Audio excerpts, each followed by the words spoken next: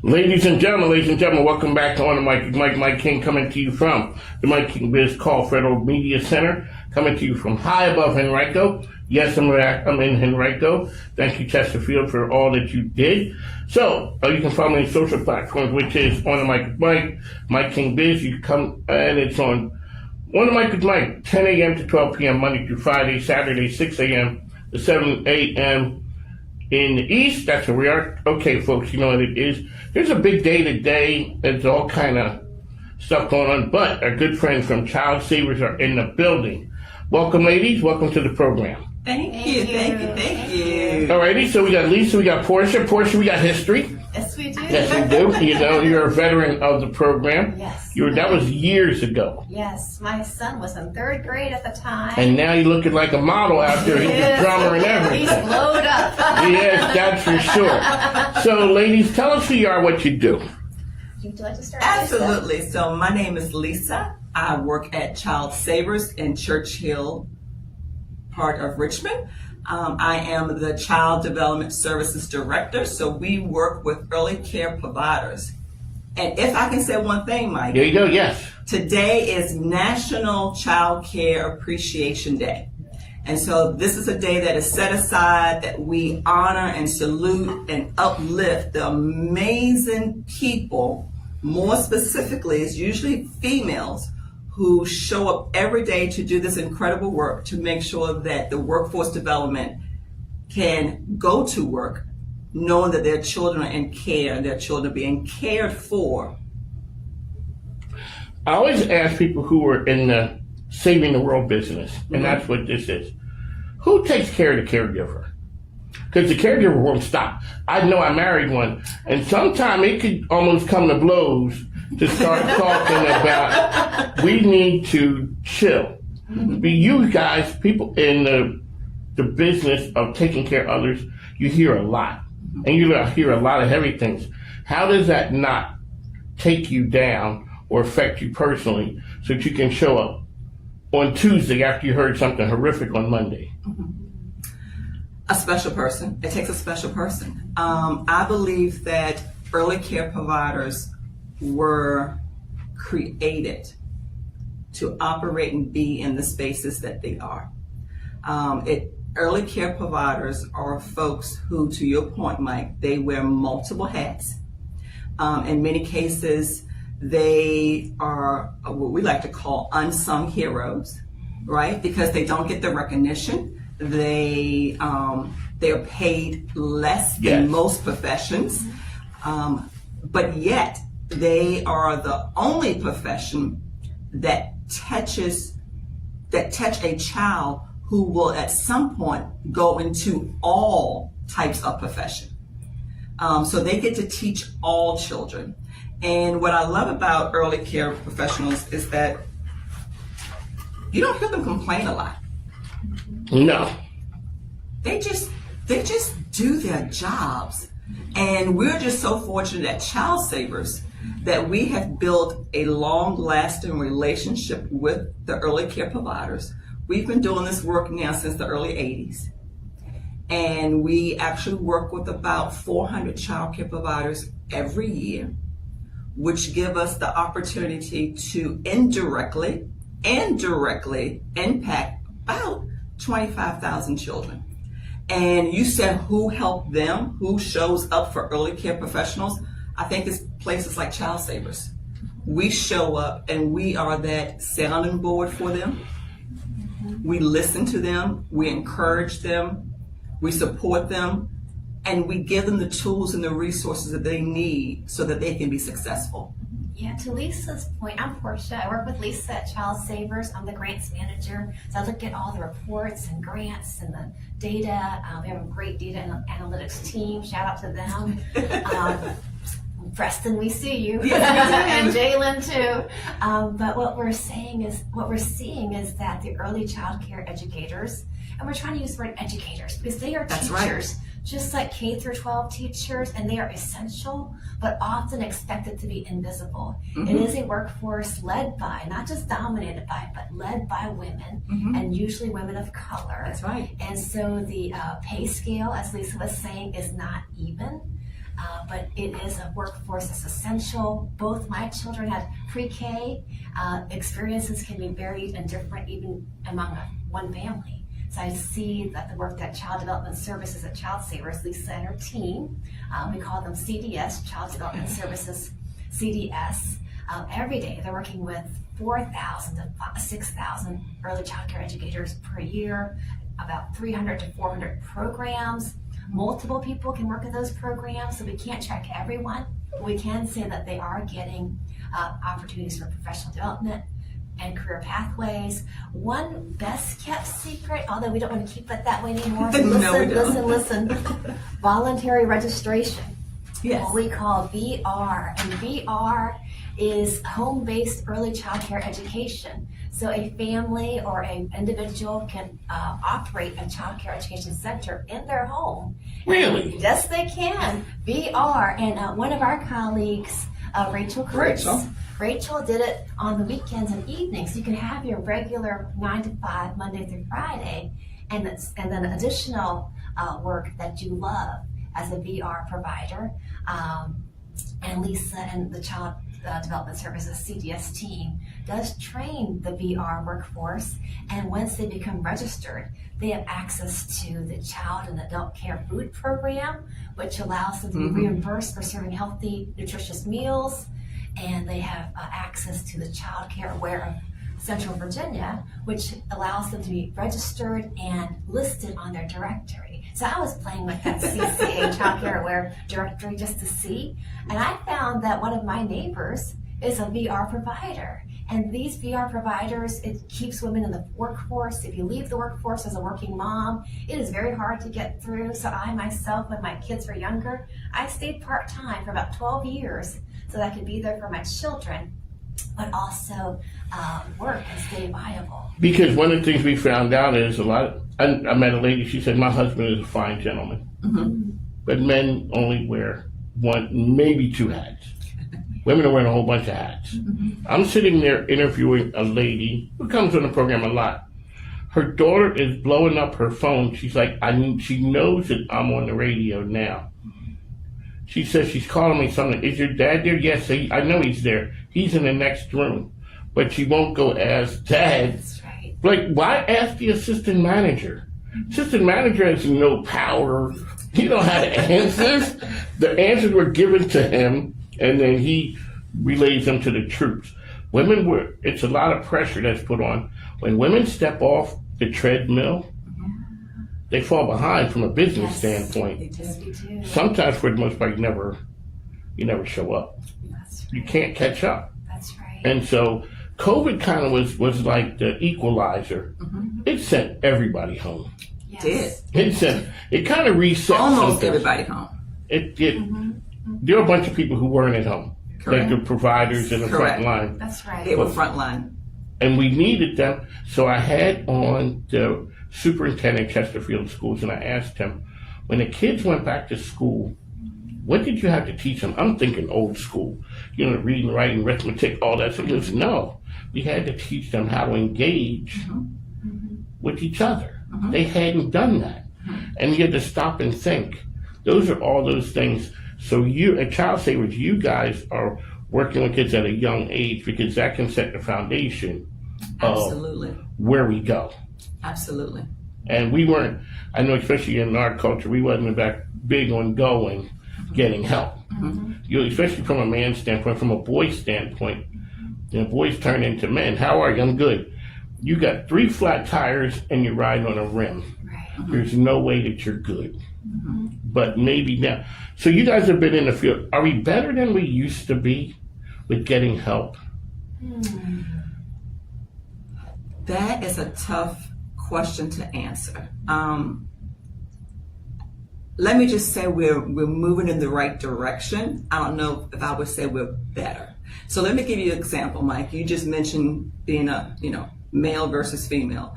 So when you think about the fact that we are now in this is 2026, we still have Black boys, 2, 3, and 4-year-old preschoolers who are in childcare who are being suspended at a higher rate than their peers in their classroom.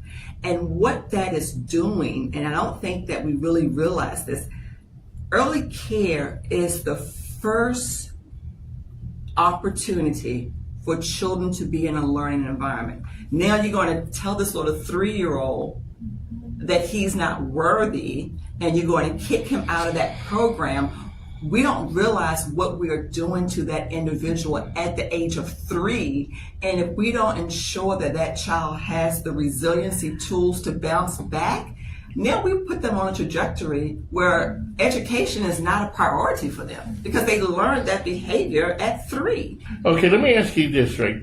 Do you think that happens because the person teaching them does not come from that environment, or they don't share a similar world? What may be frowned upon in one community is understood. There's a school I used to deal with, and it was an all-boys school. Now, I was a nerd before being a nerd was cool. I was. The thing is, though, they go outside every single day. They don't care about the weather.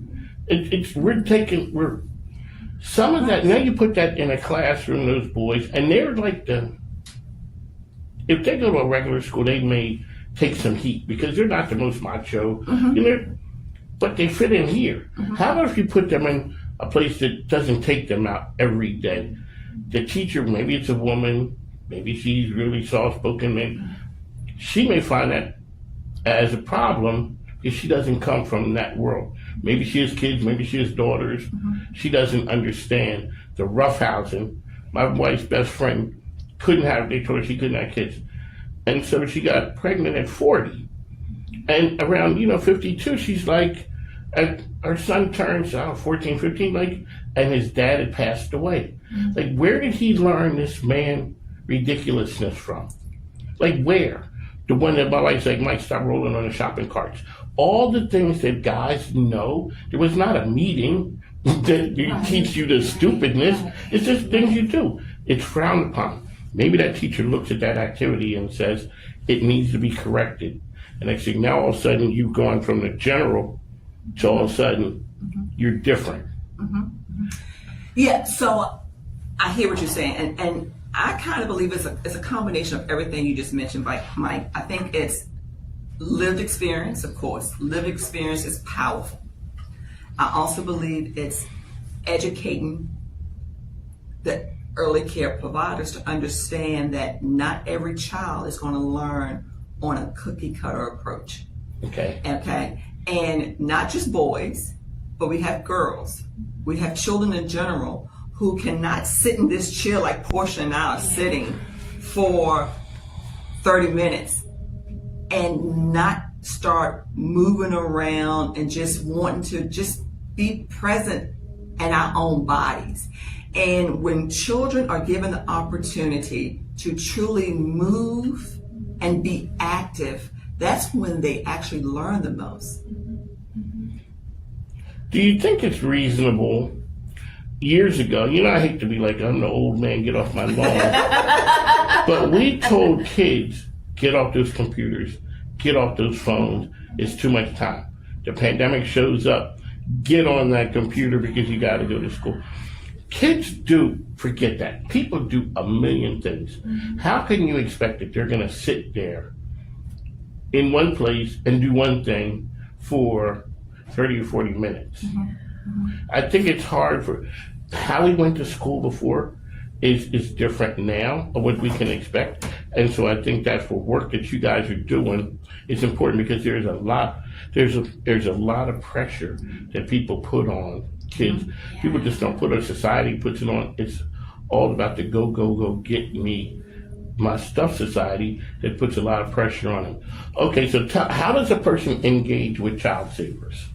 Oh, many ways. So we are located in Churchill at 200 North 22nd Street. For those of you who are from the Richmond area, we are in the old WRVA building. We overlook the city, amazing view. You can reach us via Facebook, Instagram, but the best way that people learn about Childsavers is through word of mouth. It's through referrals. It's through those relationships that matter. Because again, we have been doing this work for so long. Childsavers is well known in the community, well known amongst the providers and parents in general. Okay, Portia, let's talk about the stigma of getting help. Sure. If I could just add to what Lisa's saying. So Childsavers has been around since 1924. Yes. And originally founded by a woman in 1924. Shocking. And really to give mental and physical care, mental and physical health care to all children, regardless of their family's ability to pay. We still have that tradition. It's still a part of our ethos. We are led by a CEO of color, and both our CDS director and our other arm, mental health services director, represent underrepresented communities. So we've always led from the communities that we serve. So that lends to an easier way to gain trust and long-term confidence. The Childsavers continuum of care is prevention and intervention. So as Lisa was saying, Child Development Services is a child's first foray into socialization beyond their family group. And so that partnership between the early child care educator and the parent or the caregiver, that original partnership is really important, because as a child progresses through school, their early experiences does set them up to either love school or to feel like they don't belong. And then for the parents themselves, knowing that they are working with an early child care educator that is trustworthy and skilled, but also supported, that that person is not working alone, but they have the support of their immediate center, or if they're home-based, they can call on Lisa and CDS for supports, ongoing training, free, low-cost training, online and asynchronous on-site, all different ways. And so that helps, because as children get older, as parents, especially if we are parents of color or ethnic or racialized parents, that stereotype threat is real. So as Lisa was talking about, if there is an African American or Black infant, toddler, or preschooler who is not allowed to go to the child care center anymore because he's been suspended, the parent is not always able to advocate for their child if that educator is not open to hearing their experiences, or if there is that stereotype threat where they already have you in mind as one type of person, usually a caricature, because they don't want to acknowledge your humanity. So this early child care education foundation is huge. So the continuum of care, mental health services, which works in tandem with child development services at Childsavers, they offer outpatient clinic services in Churchill, beautiful Churchill, in the beautiful iconic WRVA building. But we have colorful walls, we have professional art. Our therapists do a trauma-informed play, sand tray, and art therapy. So children that come, families who come, they're scared, but they're literally walking into an art gallery that's made with children and families in mind. There's school-based services, because not everyone can go to therapy during therapy hours. So it's right at school, 16 Richmond public schools, 6 Hopewell City public schools, and 3 Colonial Heights public schools, and counting. So if there are school systems that want Childsavers on site, please do call us. Or school systems who have pre-K embedded into their programs, please do call us, because we have that continuum of care. But also caregivers, the stress that we feel, the stigma. We have caregiver services, which overlaps very much with child development services, mental health services, and child development services together. Consult, although MHS does provide the perinatal and postpartum mental health services, CDS does inform them on the developmental stages. And so that is a tandem collaboration. So we are trying to go all across the scale of everything a family or a child needs. As our CEO, Robert Bowling, says, every child in our community is the responsibility of every adult. And we take that to heart. Is that good? Yes. There we go. That is something. Yes, So which Mr. areas? Bowling. Shout out to Mr. Bowling. Yeah. It's one thing to have a dynamic, visionary leader, Yes, and, it is. and that, It and is. to create an environment where people feel good about coming and doing that kind of work. Which areas do you guys cover? Oh goodness, 71 localities. Really? Yes. Yeah. So Central Virginia, Southeast Virginia, part of South Side Virginia. Yeah, 71 localities. And we have an immediate response mental health services hotline that you can call 24/7, 365 days a year, free because it's grant funded.